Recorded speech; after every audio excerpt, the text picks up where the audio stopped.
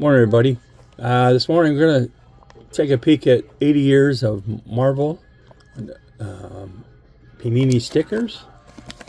And trying to find the date, but I can't. Oh, 2020. Sorry, right there. All right, let's open this bad boy. I know a lot of these pack openings, I do my sports, but I am a comic book nerd aficionado, so let's see what we got here. Stuck to the inside. All right. So we got a foil, Peter Parker,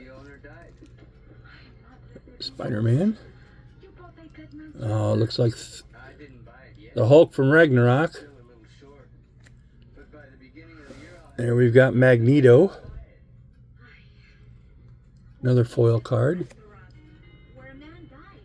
Well, let's see what this is. Well, it doesn't really say. I'm thinking it is. I'm not really sure. And then we have a sticker piece for a two-piece Captain America. So thanks for watching, everybody. Hope you have a good day.